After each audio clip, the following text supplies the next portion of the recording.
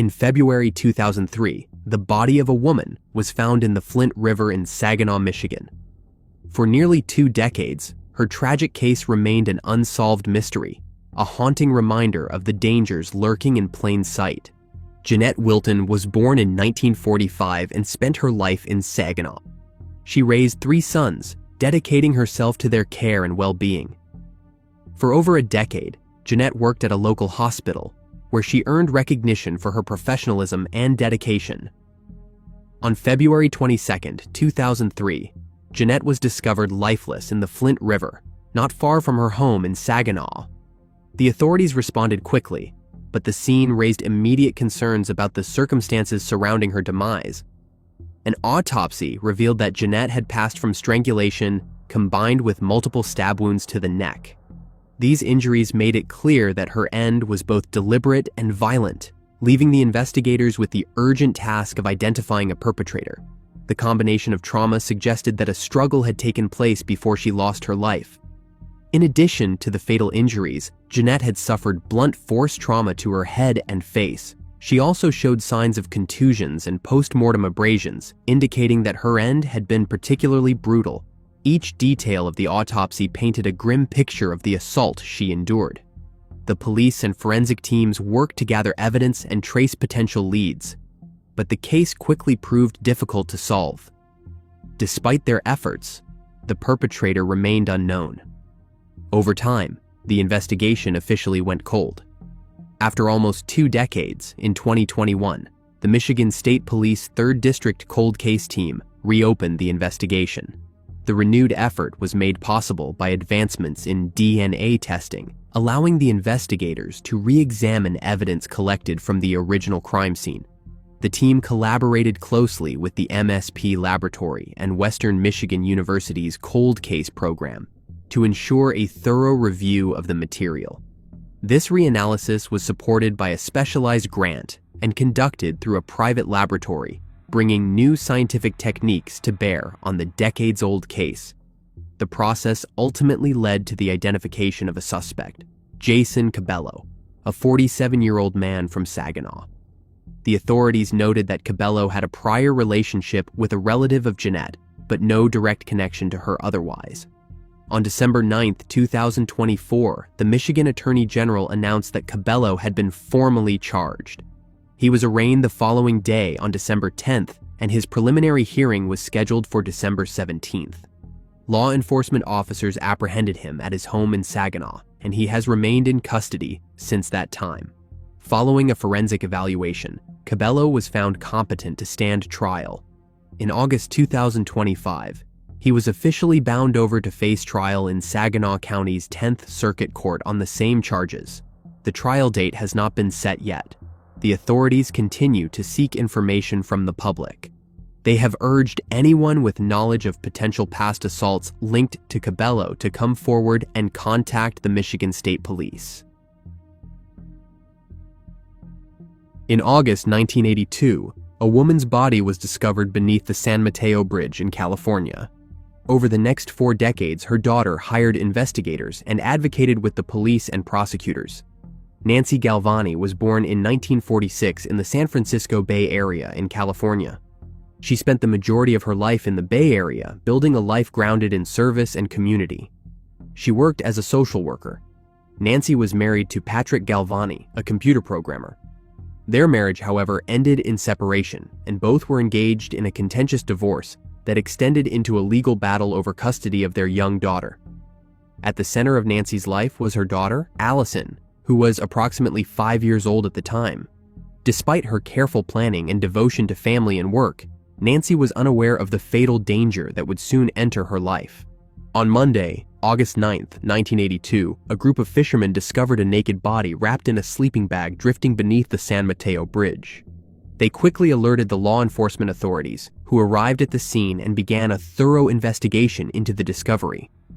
The circumstances of the demise were immediately recognized as suspicious. The woman's body was bound at the ankles and tied to a cinder block, indicating foul play.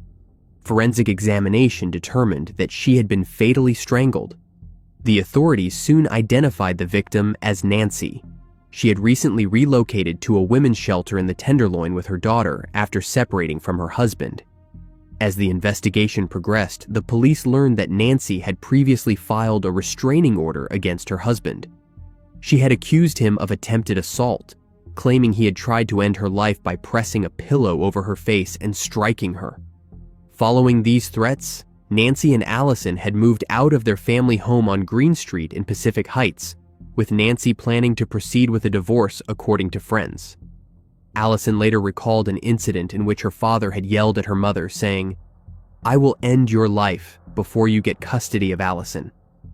The threats highlighted the dangerous environment Nancy had faced in the months leading up to her demise.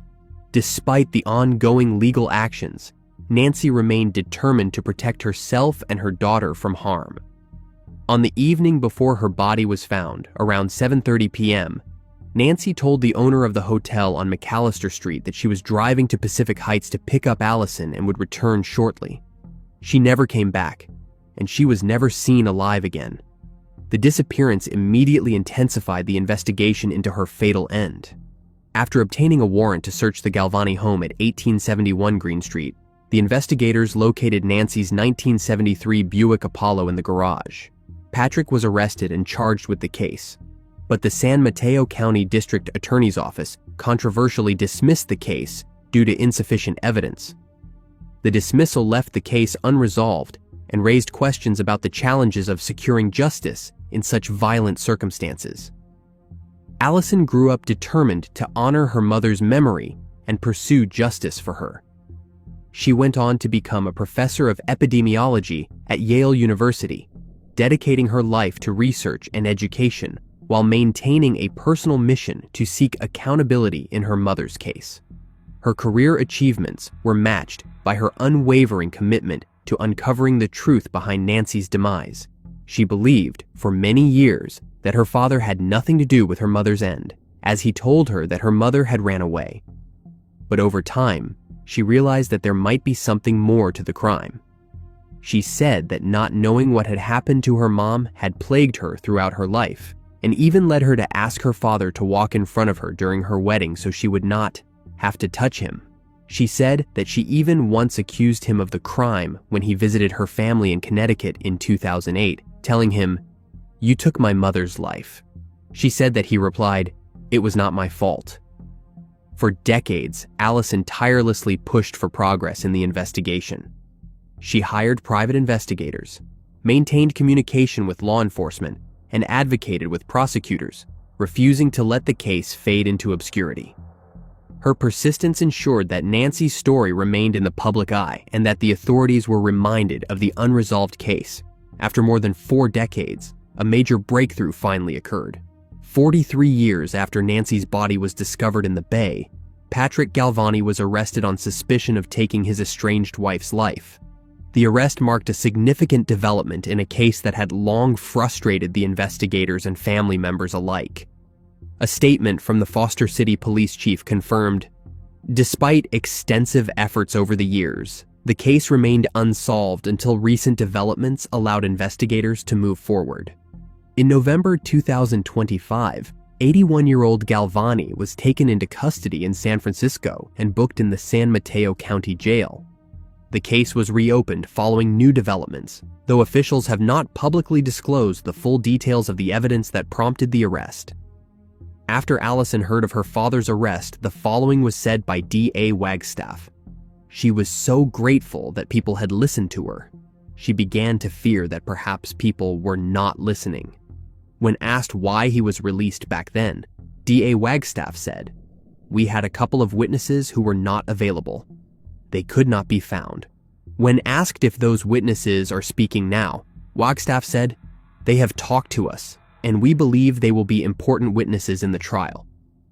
When asked what is so strong about what the investigators have now compared to 40 years ago, he said, "We think it creates the circumstances surrounding his motive for the crime, how he did it, and where he kept her during the time period, because the body, we do not believe, was disposed of for a couple of days. So we think we now have evidence that sort of establishes where that was, how he did it, where it came up, and why he did a few things that we previously did not know." In a statement, Galvani's attorney Douglas Horngrad said, "Mr. Galvani is innocent.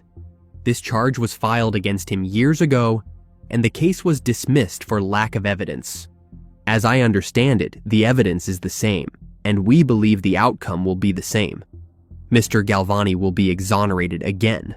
Galvani is currently being held without bail, and the authorities continue to actively investigate the circumstances surrounding Nancy's demise." After decades, a shocking chapter of indecent assaults and criminal activity was brought to light. Multiple assaults took place in Horry County, South Carolina between 2000 and 2006. These incidents revealed a disturbing pattern, with victims frequently targeted in public or semi-public locations, including parking lots and residential neighborhoods. At the time, the investigators analyzed the DNA but were unable to identify a suspect, as it did not match any profiles in CODIS. For years, this case remained unsolved, leaving both the investigators and the community without closure. The unidentified DNA hinted at the continuing presence of a perpetrator who had managed to evade capture for an extended period. After almost 2 decades went by, in 2022, the investigators took a new approach by sending the evidence to Othram. This advanced analysis combined DNA data with family tree research to trace potential relatives and narrow down possible suspects. Through this methodical work, the authorities were finally able to identify Randy Earl Barnhill as the individual responsible. The breakthrough not only linked him conclusively to the assaults, but also brought long-awaited answers to the victims and their families, marking a pivotal moment in the investigation. Barnhill resided in Conway, Horry County. At some point, he became involved in a life marked by criminal behavior. The choices he made in those early years set him on a path filled with legal troubles and dangerous encounters, though he may not have fully understood the consequences of his actions at the time. As he continued down this path, Barnhill's actions began to escalate, ultimately crossing the line into more severe offenses. His behavior demonstrated a pattern that hinted at a deeper and more dangerous nature, which would soon shock those around him. Unaware of the magnitude of what he was about to set in motion, Barnhill's criminal activities eventually led to a series of cases that would change the community forever.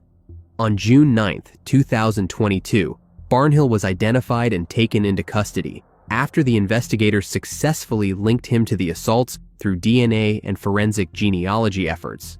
His arrest marked the culmination of years of work to connect him to the unsolved cases that had haunted Horry County for decades.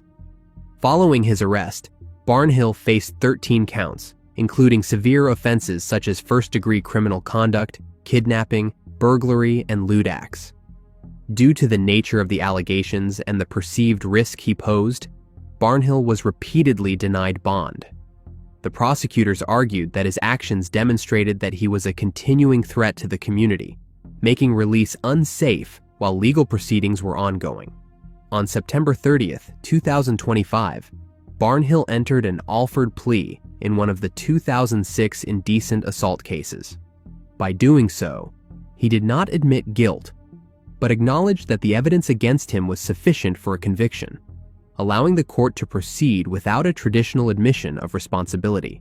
A judge subsequently sentenced Barnhill to 18 years in prison, with no possibility of parole. This sentence ensured that he would serve a significant portion of his life behind bars, reflecting the gravity of the offenses and their impact on the victims and the community. Barnhill's lawyer said that he has redeeming qualities and asked the court to give him a sentence that punished Barnhill, but also gives him a chance to get out of prison at some point or to pass away while with his family. The lawyer also believes that the danger Barnhill once posed has passed. In addition to his prison term, Barnhill is required to remain on the offender registry and is subject to involuntary civil commitment under South Carolina's Violent Predator Act. Lee Andrew Waller, who prosecuted the case for the 15th Circuit Solicitor's Office, said that women in the county feared similar situations happening to them.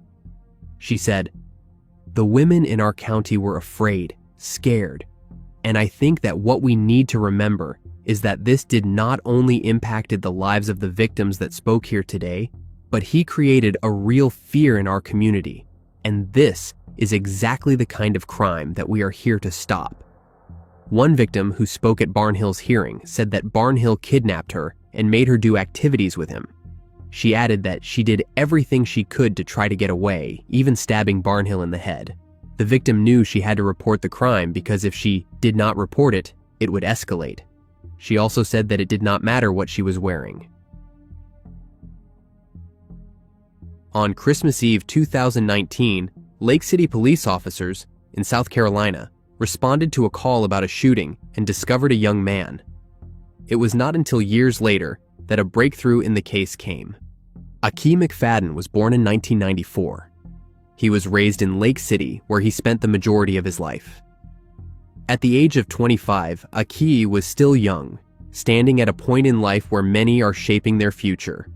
On Christmas Eve in 2019, the Lake City police officers responded to an emergency call reporting a shooting. When the authorities arrived at the scene, they identified the victim as Akii McFadden. The officers discovered him lying unresponsive in the roadway, suffering from multiple gunshot injuries. The scene was urgent and chaotic, prompting immediate action from first responders. Akii was quickly transported to a nearby hospital in hopes of saving his life.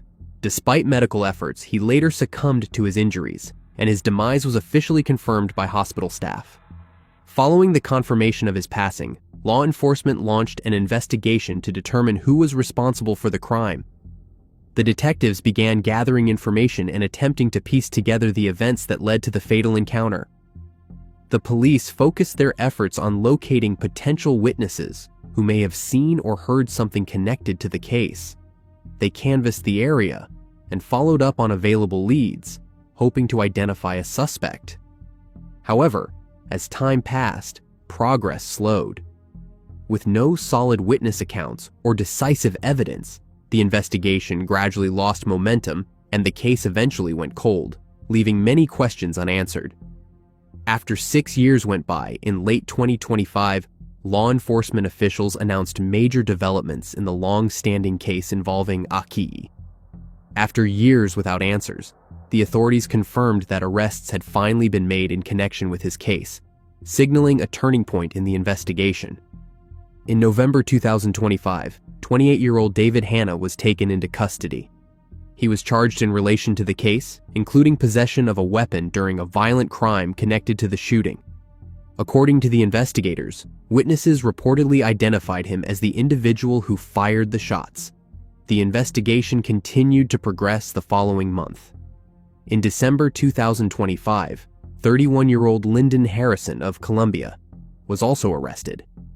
He faced multiple charges tied to the case, including involvement in the crime, criminal conspiracy, and possession of a weapon during a violent crime. The authorities explained that these arrests were made possible through renewed collaboration between local police departments and the South Carolina Law Enforcement Division.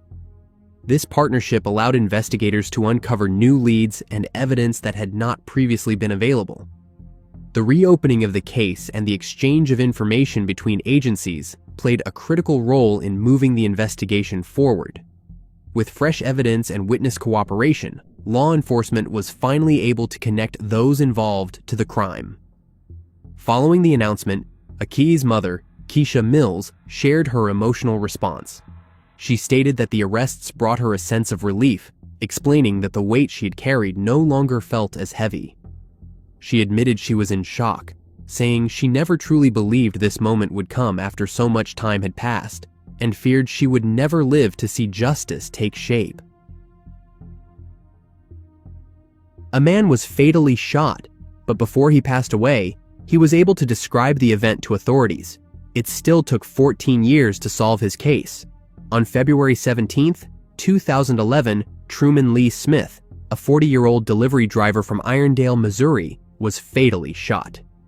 It happened in East St. Louis in Illinois, on the 2600 block of McCausland Avenue during what appears to have been an attempted robbery. While he was on the job making a delivery, he was approached by an armed individual demanding money. He managed to describe the event before succumbing to his injuries. The Illinois State Police Division of Criminal Investigation Zone 6 took over. and maintained the investigation as a cold case for approximately 14 years. Throughout these years, Truman's mother, Jeanette Smith, called ISP every month to ensure the case remained active and was not forgotten. In the spring of 2025, a breakthrough emerged. In a groundbreaking partnership, criminal justice students from Southern Illinois University Edwardsville worked alongside ISP agents to review cold case files, including Truman's. Their work, using investigative genetic genealogy and a solvability matrix, was instrumental in advancing the investigation. On July 22, 2025, at a press conference held at the Metro East Forensic Science Laboratory in Belleville, the officials announced that first-degree slaying charges had been filed against 34-year-old Alan Davis of East St. Louis. ISP Director Brendan Kelly, SciUE Professor Trish Oberweis, graduate Riley Franklin, and Jeanette Smith spoke about the significance of the student-police collaboration. IUE's involvement not only helped move Truman's case, but also aided in identifying previously unidentified victims in other cold cases. Jeanette expressed that while charges are a crucial step toward justice, they do not erase the pain. She said, "This does not give us closure. When the case is over, and there is justice made, then the case will be closed, but it will not be closure for us." In December 2004, the streets of Long Beach, California, became the scene of a chilling attack. Only years later, a confession would bring a breakthrough. On December 20th, 2004, two men, 22-year-old Carlos Serrano and 23-year-old Jeremy Kershaw, were fatally shot on the 100 block of East Pleasant Street. Two other individuals survived the attack. More than 2 years later, on February 16, 2007, 31-year-old Dino Marks was found deceased from multiple gunshot wounds on the 1700 block of Cherry Avenue. Later that year, on August 26th, a man riding a bicycle along East Pacific Coast Highway was shot in the lower body but survived. Though less severe, this attack fit the same pattern of violence. Despite their best efforts, the detectives could not identify the perpetrator and the case went cold. But after more than 16 years went by, a breakthrough came. While already serving time in prison, Glenn Cox shocked the authorities in December 2023 by confessing to several unsolved gang-related shootings from the mid-2000s. He provided detailed accounts to prison staff, revealing information that had long eluded the investigators and reopening questions about several cold cases in Long Beach. Cox was born in the 1980s and grew up in Long Beach, California. He spent his formative years in a neighborhood heavily influenced by gang activity, an environment that would shape much of his early experiences. By the time he reached his late teens and early 20s, Cox had already become involved in criminal behavior. His activities included incidents linked to gangs, hinting at a pattern of aggression that would later escalate. Cox was originally imprisoned in January 2008 for ending the life of Jonathan Fernandez, the son of a California Highway Patrol officer, during a New Year's Eve party shooting. After extensive interviews and careful review of his statements, law enforcement was able to link Cox to the 3 separate cold case shootings that had remained unresolved for years. At the time of the new revelations, Cox was already serving multiple life sentences for separate crime cases. His prior convictions underscored a long history of violent behavior and left the authorities wary of his potential to harm others. The additional cases were submitted to the Los Angeles County District Attorney's Office for filing consideration. The prosecutors began reviewing the evidence and Cox's confessions to determine how best to pursue charges for the cold case incidents. Law enforcement officials, including the Long Beach Police Department, emphasized that they believed these shootings were gang-related. By definition, the crimes appeared to have been committed for the benefit of, at the direction of, or in association with a criminal street gang, highlighting the influence of gang activity in Cox's violent history. On October 17, 2025, the authorities formally booked Cox on multiple charges tied to the cold cases. No further updates had been released regarding formal charges, leaving the community and victims' families awaiting the next steps in the long overdue legal process.